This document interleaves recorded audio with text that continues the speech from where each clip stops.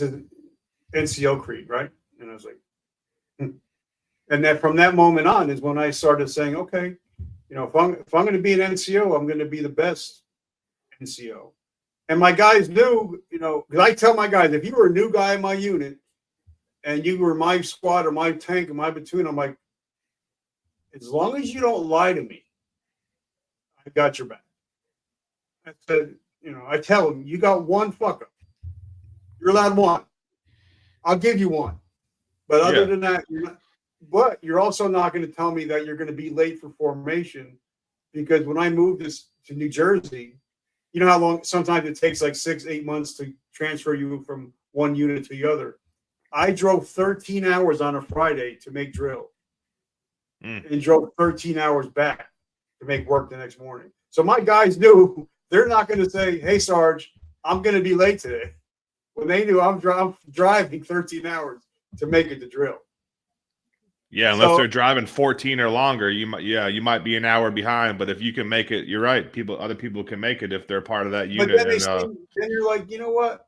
Because there's a lot of times if I see a soldier screwing up, and I'm like, I'd be like, all right, bro, let's go out for lunch, and I would take him to Bojangles or whatever, and I'd be like, all right, hats are off, uniforms off, what's going on? You okay at home? And a lot of them, they just want to show, hey, that you care about them. Absolutely. So people trusted me. They knew, okay, we knew Kaufman. They knew my reputation. And then they see me. I went from shitbag to super squared away. Now they're like, oh, you got a problem with something? So you need help? Go see him. And that's why I always believe that, if you're E6 or E7, I'll respect the rank all day. I don't respect the person. I'm not going to respect you. I'll respect the rank. So people would be like, Kaufman's a man. If you need anything, that's the guy you need to know. And that's how it ended up being that way. But you ended up getting on people's level as a person. That's what a lot of people turn into RoboCop and all this other shit in the military when they get that rank.